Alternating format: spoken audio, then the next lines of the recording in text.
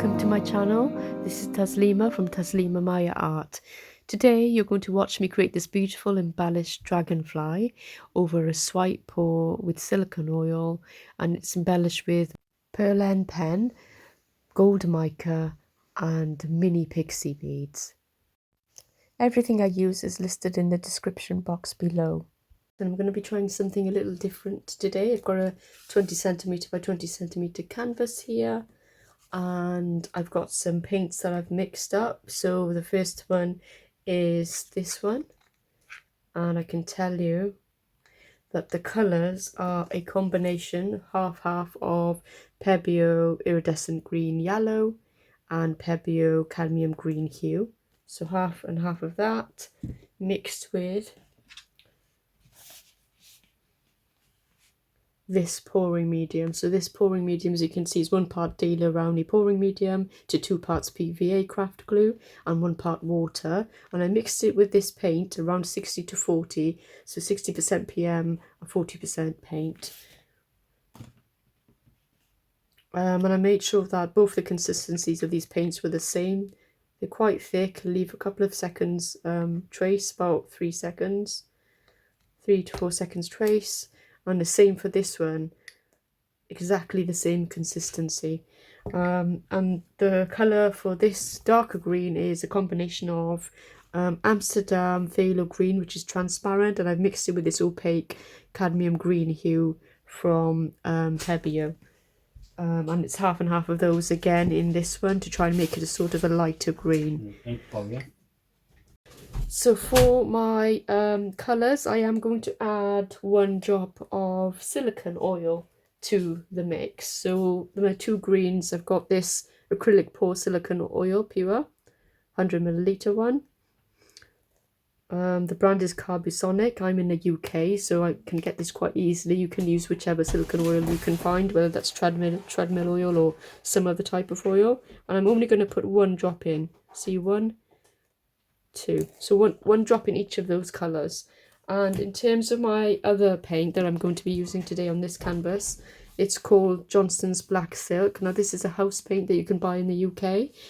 It's silk, similar to satin, and you can use any kind of house paint that you have at in the country that you reside in. So let's get started. So I have a vision really of doing sort of a swipe with a wet paper towel. So I'm going to start layering on my paints now to begin with. Half of this canvas will be black. I'm going to do it diagonally, I think, for this one, because what I'm hoping to do is add an embellishment once it's finished. So I will be making sure I clean off the silicone once it's done and dried and cured, and then I'll add an embellishment after that. So this will be sort of a 2-part series. So let's get the black on now. So copious amounts of that. I did do a drip test as well to make sure both my black and my greens are all the same consistency and all a same thickness in terms of how they run across the board. So let's get enough of this, and I'm not going to bore you all forward this bit. I'm going to make sure I have enough colour down on my canvas. I don't really like wasting paint, so I'm not going to put too much there, and I'll use the very basic palette knife like so, and I'm going to spread that out now, okay, from the middle. I think there may be some bubbles in this. I have mixed my house paint with a little bit of water just to thin it down a bit because it was way too thick in the tin. So yeah, so if you need to thin it down a little bit, do so, but try not to put too much water in. It just makes it really runny and doesn't work as well. So it is relatively thick still, but it's very much spreadable and also tiltable and also spinnable if you need to do those things. And I do like to decant it into smaller tubes. It just makes it easier rather than opening the tin all the time and trying to have right consistency every time. So mixing up a batch is always really useful. Okay, so this is sort of all spread out. I'll pop you off camera and I'll just cover this side as well while it's still wet. And I might do that with my finger. Makes it much easier, I find. And I'll pop you back on in a second. So there's me now, simply making sure that all the sides are covered in black. So let's pause you. Okay, so I'm back and I've just managed to cover the sides, as you can see, and I'm just going to quickly blow it over with a torch because there's some bubbles on the surface of the house paint. So I just want to make sure there's no issues when it's actually finally dried. And I'll do that again in a second. But I think the next bit now would be quite simply then to wet my paper towel. Okay, so I'm going to cut this up into strips very quickly. And I don't really want too small strips. I'm just going to have, I think, if you can see what I'm doing, just cutting it up into 4 strips I think will be enough. Or maybe I'll double that up in case I need extras. Pop them together. Just cut them through the middle once, and then I'm just going to spray this with my spray. And just get them not drenched wet but damp on both sides in case I need the other side as well.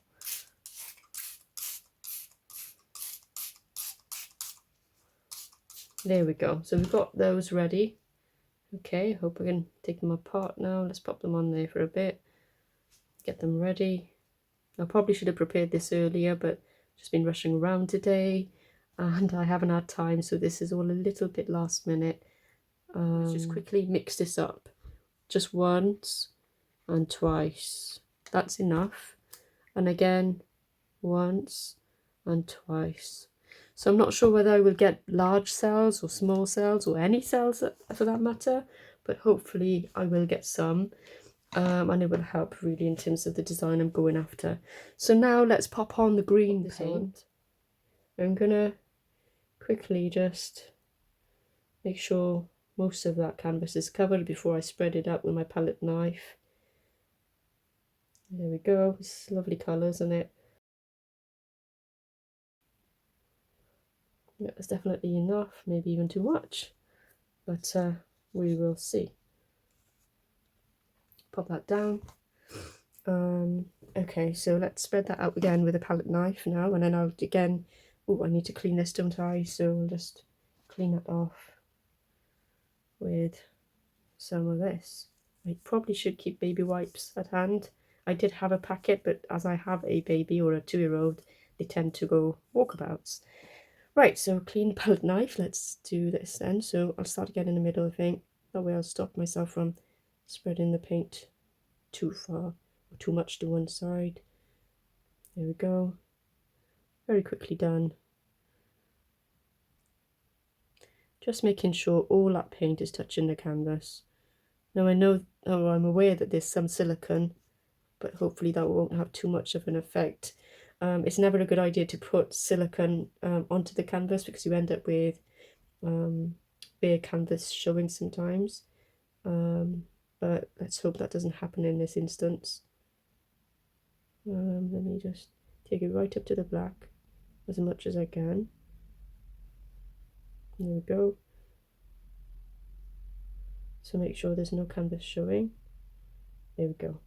Right, perfect. I'm just going to do the sides again, and I won't bore you by keeping you watching me doing that because I do like efficiency, so I'll just pop you on hold. So I'm back and I've covered all the sides with green pretty much. I did run off to get some wet wipes after all, just to make it easier to clean my hands, and as you can see, there we go.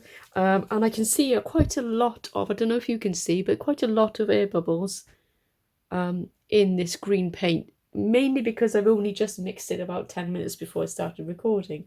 So what I'm going to do again is just pop those air bubbles very lightly and quickly. As you can see, they're all popping. Not too much because I'm going to have to do it again because I haven't put the darker green on. I'm just going to do that in streaks, like so. And I might put some into the black.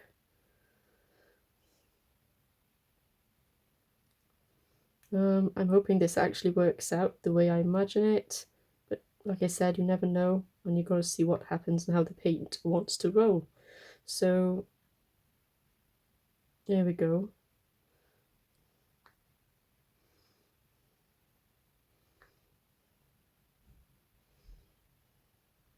A bit more maybe at the bottom end here.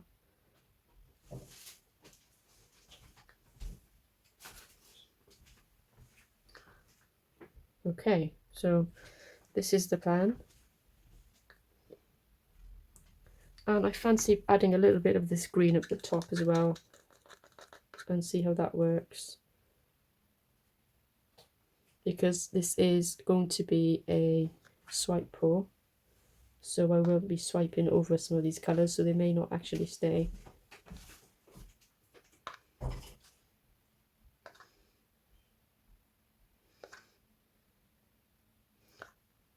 I think I'm happy with that. So let's move these colours away. Whoops, that's a bit wet. Okay, let's move these colours away. I've got it all over my finger. You know, you can expect to get dirty in this game, so it's always good to have gloves if you have any. Right, okay, so the next bit is just to quickly pop those bubbles again. Get rid of any bubbles all over. Come on. Right, I can see some of the silicone already taking effect, but what we want next is to do the swipe. So let's do the swipe. So I can do it two ways. I can do it this way, lengthways, or this way. So I think I'm just going to try this way and see what happens to begin with. So let's do that. So I'm going to start somewhere across there, and I'm going to pick up a lot of the black. Try not to pick up too much. I'm just going to drag it all the way over the green and off. And I'm going to pop it here. Next up, next piece. So let's do the next piece again. Oops, a little bit decided to come off. There we go. And then, oops, we've got two there. Don't need two, just need the one. So do the next bit now.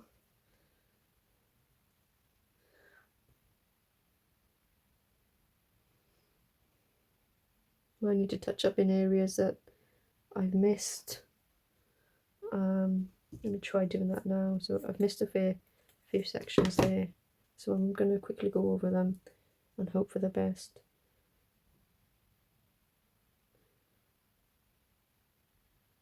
There we go. Maybe too much black on that one. The last bit here.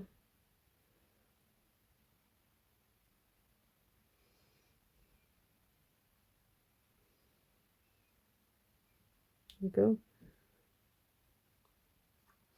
Next, how many have we got left? 3, that's enough. So make sure it's in the black, lift it up so you're not taking too much of the weight, and then just wiggle your way down. There we go, perfect. That one worked really well, didn't it? And then we've got the last but not least. Right, soaked in the black, lifting it up a bit so it's not taking too much paint with it.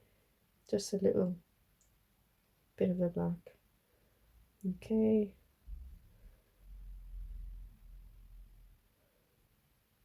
There we go. And then finally this last bit. So I might chop this into two so I can touch up with the last piece. So let's do this last bit now.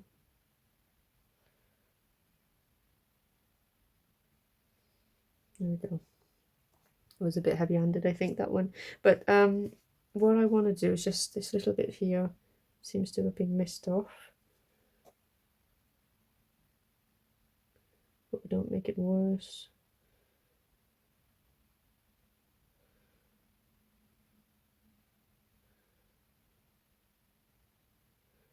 I think that's okay. And this bit here I could do with a different direction. Yeah. Okay, so I'm happy with that so far. Wait a few seconds and then see what happens when I torch it. I might try and tilt some off and see if that makes a difference. So we'll do a bit of tilting now, I think.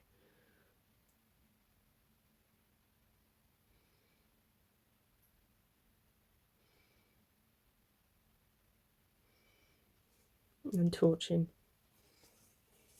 Let's see if any cells come up through that thick black. Maybe they will, maybe they won't.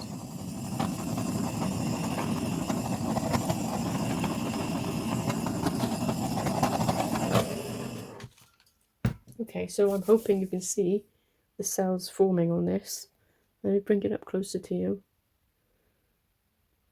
And you can see very rounded, well, quite rounded cells. They are quite small, but that's sort of how I wanted it to look. I wanted small cells. I didn't mix the paint too much twice over, but I think there might have been a little bit of silicone already in that batch, so the cells are quite small, but yeah, it looks good. So my plan is then to wait for this to develop, all the cells to develop and come out, torch it one last time, and then wait for it to dry on an even level surface. And once that's done, I'm going to add an embellishment to it. Now, the embellishment I have in mind is a dragonfly, a green yellow dragonfly up here in the black, which is why I've had these beautiful green cells at the bottom. So yeah, fingers crossed, and hopefully see you in the next phase once this is dry and cured and also cleaned off with the silicone on it. See you in a minute. Bye.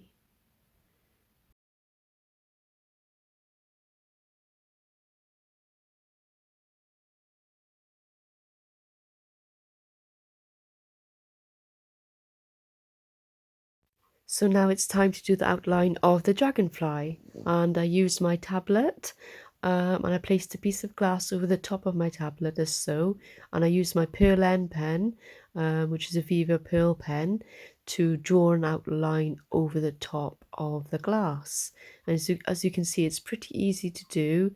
It does take a little bit of practice normally, but it's much easier than a glue gun technique and much smoother. The only issue is that sometimes the outlines do flatten out a lot more than glue lines do, but still you can create a very good outline with these pens, and they're really useful if you want to do small pieces of work and fill in the kind of middle of it. Here you can see that I'm using a green one. You can get them in many different colours and they're available on Amazon.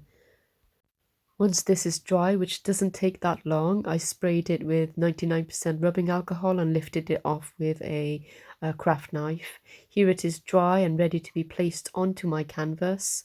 My canvas is also dry and cured and cleaned off of silicone. And I'll show you a different video in terms of how I clean silicone off my pour paintings, and I'm deciding where to place this outline.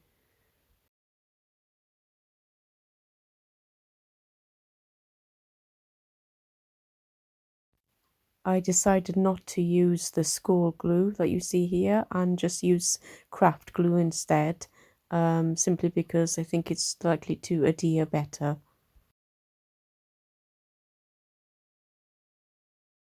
Now the next stage was to glue this on, and I used craft glue to paint it onto the back of the dragonfly outline, and I painted on the glue quite simply like this. And once it was slightly more tackier, I then placed it onto my canvas and pressed down to make sure it adhered really well. You can put weights on top of it, just be careful not to damage the canvas or the painting. Sometimes a couple of books can help make sure that there's good adherence and it's not likely to come off the canvas.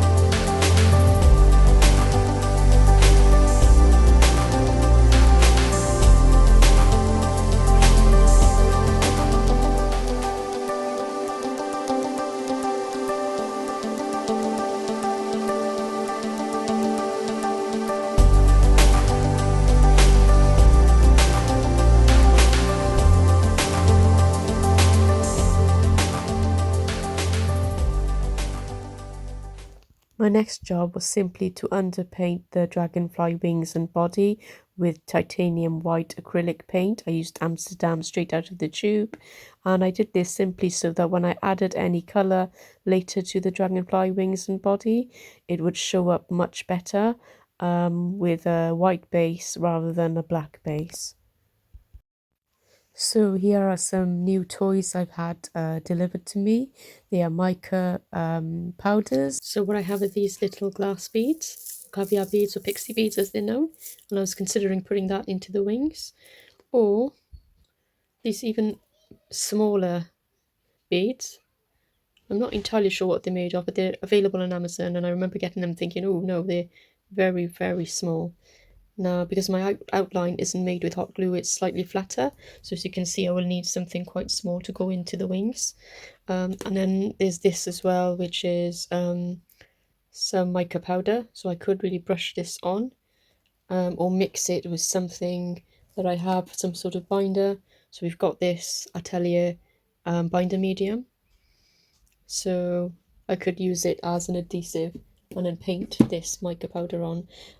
So if we just close this, there's some other colours that we could probably use if we have a look at what's available. Or maybe consider this gold, or even one of these gold foil flakes is another possibility.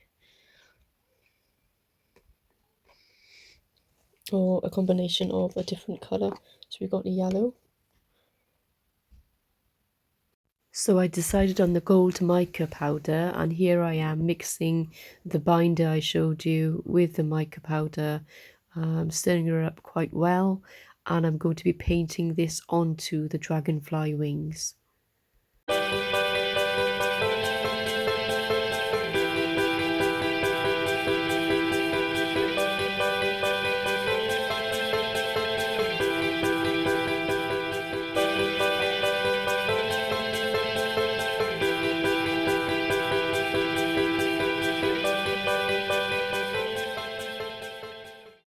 Next up, I decide that I'm going to actually use these tiny mini pixie beads, or whatever they're called. I'm not entirely sure of the name.